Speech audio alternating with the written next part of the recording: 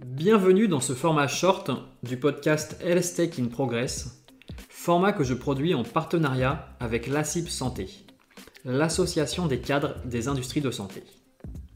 Ce format short est un format plus court dans lequel je reprends un épisode passé et dont j'extrais les éléments les plus intéressants, les plus pertinents. Et dans cet épisode, j'échange avec Hélène Chotard, directrice des investissements santé au sein de la SAT Paris-Saclay. Les SAT sont des sociétés d'accélération du transfert de technologie et elles financent et accompagnent les stades précoces d'un projet avant de les orienter vers le monde économique, soit par licensing, soit par création de start-up. Au total, il y a 13 SAT en France. Dans cet épisode, on parlera donc des critères de sélection de projets Health Tech au sein de la SAT Paris-Saclay, des accompagnements proposés par les SAT en général, mais aussi de propriété intellectuelle. Bonne écoute à vous. D'accord, donc tu me fais faire la transition avec ce que tu fais à la SAT. Est-ce que tu peux nous rappeler ce que c'est une SAT? Parce que je sais qu'il y a encore beaucoup de personnes qui ne savent pas forcément ce que c'est, même si c'est bien connu dans le monde de la recherche. Et ensuite, en quoi consiste ton métier aujourd'hui? Quelle est ta journée type? Oula, une journée type, ça va être très difficile de répondre à cette question. Mais effectivement, alors suite à ce parcours un peu, je sais pas si on peut dire complet, mais en tout cas varié dans l'industrie, j'ai rejoint donc la SAT Paris-Saclay. Donc les SAT, c'est des sociétés d'accélération de transfert de technologie. Donc ce sont des structures privées, mais on gère des fonds publics avec le but d'investir dans des projets académiques pour les faire maturer, les monter en maturité technologique pour faciliter leur transfert au monde industriel. Donc j'ai été embauchée à la SAT Paris-Saclay en 2018 en tant que chef de projet sur les thématiques santé. Principalement macromolécules biologiques parce que c'est mon background d'origine. Et j'ai ensuite évolué vers la responsabilité de direction du groupe investissement pour les sciences de la vie. Donc, qu'est-ce qu'on fait à la SAT? On fait de la détection de projets prometteurs. On aide à les construire. On les finance dans le but de les licencier, de faire du transfert de techno, du licensing, soit vers des startups qui sont créés à la suite de ces projets, soit des industriels tiers-exploitants qui sont intéressés par prendre la technologie. Et on s'occupe de la négociation des contrats de transfert. Ok, donc de toute façon, on va revenir dessus sur la suite de l'échange. Donc ta journée type, c'est vraiment de t'occuper, de faire le suivi de ces startups, ou c'est toi qui décides quand est-ce que sera investi l'argent dans celle-ci? Eh bien, il n'y a pas de journée type parce qu'en fait, c'est un processus permanent, c'est-à-dire qu'on est sans cesse en détection de nouveaux projets, sans cesse en construction de nouveaux projets et en exécution, en financement et en transfert. Et donc, vu qu'on peut-être c'est quelque chose sur lequel on pourra revenir après, mais on fonctionne en appel à projet plusieurs fois par an, donc sans arrêt, on a des nouveaux projets qui arrivent, des nouveaux projets qu'il faut construire, qu'il faut exécuter, qu'il faut transférer. Donc c'est une journée type, c'est difficile, ça dépend des périodes, ça dépend du nombre de projets qui démarrent pendant la période, de business développement qu'on fait, c'est hyper varié. Tu viens d'évoquer justement cet aspect, détection. Comment sont détectés les projets par la SAT? Les projets santé en l'occurrence. À la SAT Paris-Saclay, on a un modèle un petit peu particulier par rapport aux autres SAT. C'est-à-dire que nous, on n'a pas une vision sur les brevets, les déclarations d'invention des établissements de recherche qui sont sur notre périmètre. Parce qu'on n'a pas été constitué comme ça. On fonctionne plutôt sous un mode d'apport volontaire. C'est-à-dire qu'on a 3 fois par an, grosso modo, des appels à projets auxquels les chercheurs du territoire Paris-Saclay répondent avec le soutien de leur structure de valorisation qui existe encore dans chacun des établissements du plateau. Et donc, ils viennent postuler, finalement, répondre aux appels à projets de la SAT. Et c'est suite à ces dépôts de projets que nous, on sélectionne les plus prometteurs pour ensuite les construire, les financer et les transférer. D'accord. Et sur quels critères vous les sélectionnez justement ces projets? On essaye de regarder toutes les dimensions qui font le succès d'un transfert de techno futur. C'est-à-dire qu'on va regarder bien entendu l'aspect techno, c'est-à-dire quelle est la technologie, quel est son aspect différenciant, qu'est-ce qui fait que cette techno-là elle est particulièrement prometteuse, quel besoin elle permet de répondre, à quel besoin elle permet de répondre sur un marché qui n'est pas actuellement couvert. C'est des risques techno, mais on regarde aussi le risque pays. Ce qu'on transfère finalement à la fin d'un projet de maturation, c'est de la propriété intellectuelle. Hein. C'est des brevets, des résultats, mais c'est quand même de la propriété intellectuelle in fine. Donc il faut que y ait une base solide de propriété intellectuelle parce que c'est ça qu'on va transférer. Et on regarde bien entendu les aspects marché, c'est-à-dire qu'il faut que la techno soit pertinente, il faut qu'il y ait une pays solide, mais il faut surtout que ça réponde à un besoin marché. Et c'est là où les équipes de recherche, et c'est bien normal, académiques, ce sont en général des notions qu'ils ont un peu moins et on doit les aider justement à évaluer ces points-là pour vraiment arriver à trouver le positionnement marché de la technologie. Et quels sont les différents types d'accompagnement que vous proposez à la SAT Paris-Saclay pour les projets donc, que vous détectez et qui vont être suivis par vos services? Alors, on a déjà deux typologies d'appels à projets un petit peu différents. On finance des projets, on va dire, plus courts, avec des projets d'1 an avec un financement maximum de 100 000 euros, qui financent des projets assez early stage, où là, le risque est très important et donc à ce stade, on met un petit ticket d'investissement pour essayer de faire monter un peu en maturité, de voir encore ce qui peut se passer après le dérisquage d'une brique techno très précise.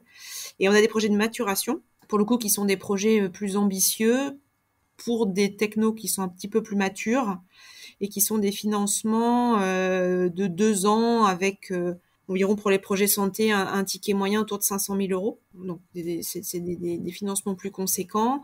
Et là, ces projets-là, donc effectivement, on les sélectionne, on les évalue et on fait une co-construction du projet avec l'équipe de recherche. C'est-à-dire que la SAT, à partir du moment où elle décide de regarder plus précisément un projet, elle va mettre à disposition de l'équipe de recherche un groupe projet, c'est-à-dire qu'il va être constitué d'un chef de projet, avec qui a des compétences dans le domaine évidemment du projet, un ingénieur brevet, un juriste en propriété intellectuelle et un business développeur.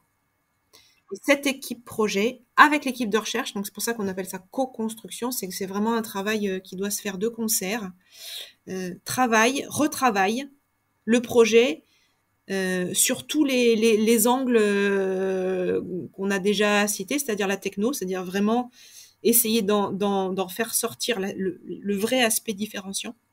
Parce que quelquefois, les équipes de recherche, elles connaissent très très bien leur techno. En général, c'est toujours le cas. C'est-à-dire que c'est les spécialistes. Voilà. C'est les spécialistes du domaine, ils connaissent extrêmement bien leur sujet.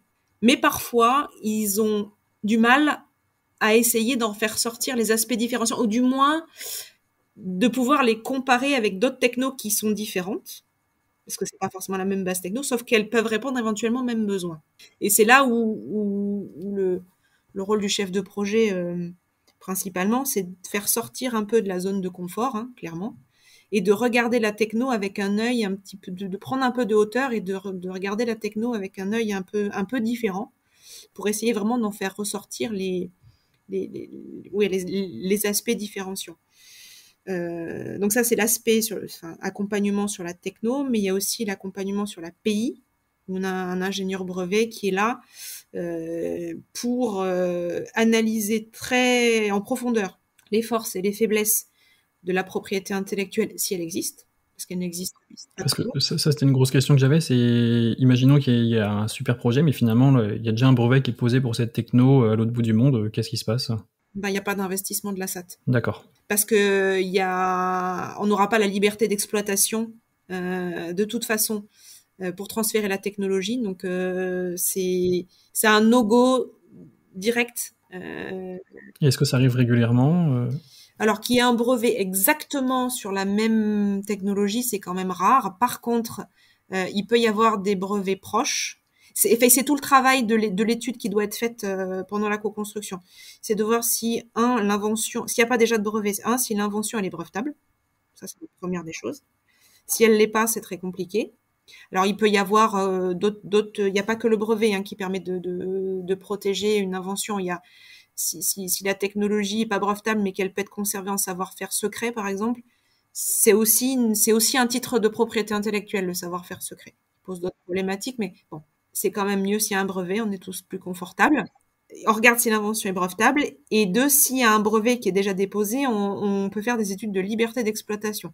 C'est-à-dire de s'assurer que qu'on puisse vraiment en fait, qu'il n'y ait pas des droits de tiers qui nous empêchent d'exploiter le brevet qu'on a. Donc, toute cette étude pays est aussi faite pendant la co-construction.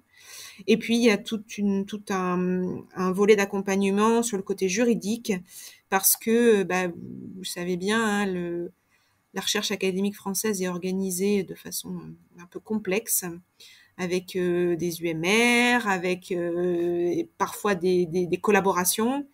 Et donc, il y a voilà, il faut faire aussi pas le ménage, parce que le mot est pas, enfin, en tout cas, il faut organiser tout cet aspect contractuel pour avoir un projet qui, à la fin de la maturation, soit au niveau contractuel tout bien propre, tout bien, voilà, que les mandats soient signés, et que tout soit organisé pour pouvoir, quand on va être en face d'un tiers exploitant, d'un industriel, qu'on puisse tranquillement faire le transfert technologique, les droits soient bien gérés. D'accord, parce que je pensais à défaut que la SAT était automatiquement le mandataire unique de... Pas du tout. Pas la SAT Paris-Saclay, en tout cas. D'accord, ok, vous avez un modèle un petit peu différent. Et j'avais une autre question pour revenir sur ce que tu disais tout à l'heure. Donc ça veut dire que 100% des projets que vous accueillez à la SAT bénéficient d'un financement? Alors à partir du moment où on les a sélectionnés, il y a cette période de co-construction qui permet de valider un certain nombre d'éléments, parfois de pas valider d'ailleurs, parce qu'il y a certains projets qu'on a présélectionnés, mais à l'étude approfondie de la techno, de l'API, du marché, etc., on s'aperçoit que non, finalement, le potentiel qu'on avait imaginé au départ, il se réalisera pas. Donc le projet peut s'arrêter là aussi.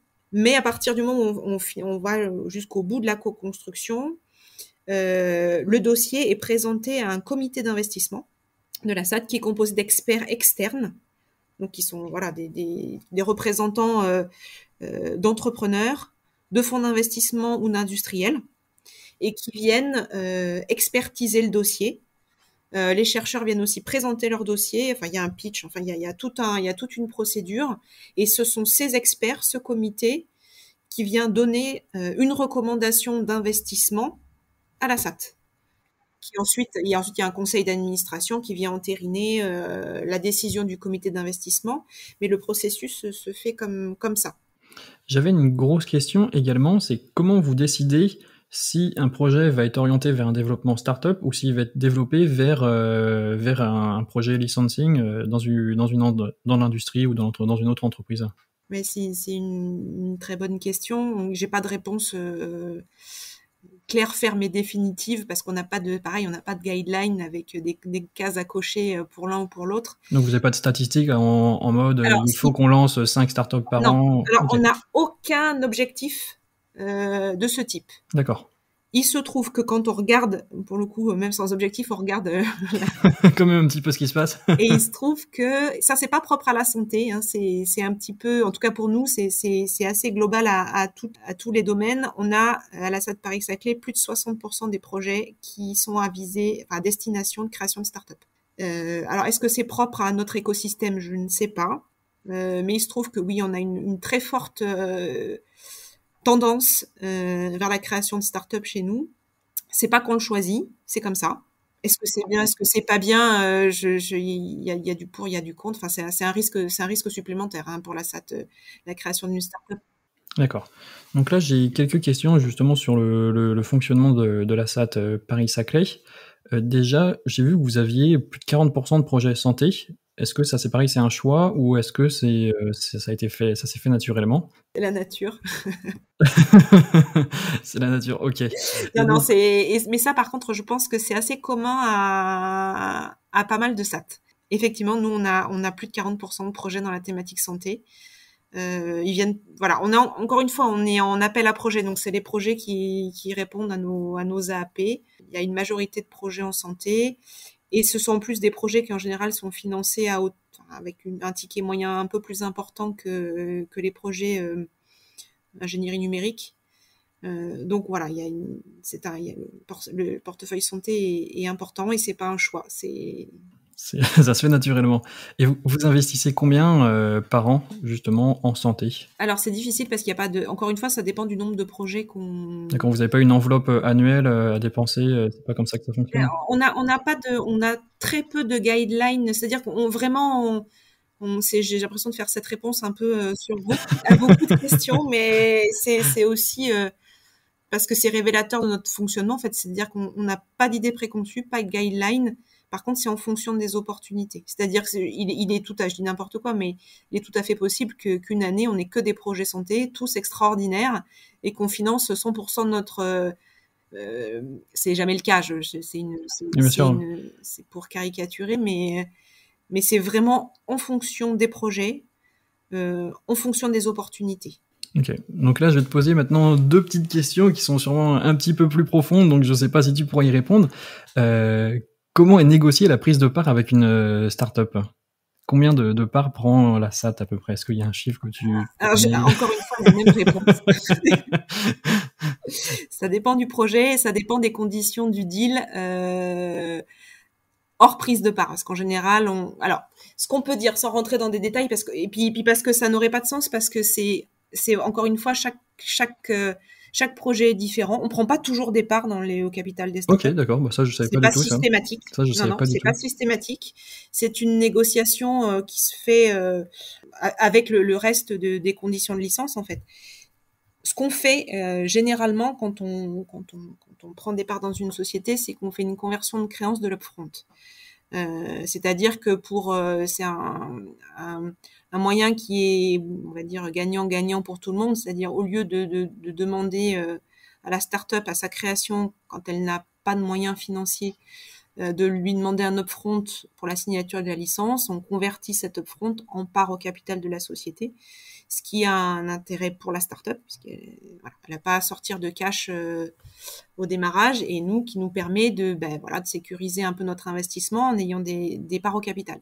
Donc ça, c'est le principe général de prise de part et qui se fait en parallèle avec la négociation des conditions de licence de la technologie. Ok, une dernière question sur justement un peu les rouages de la SAT.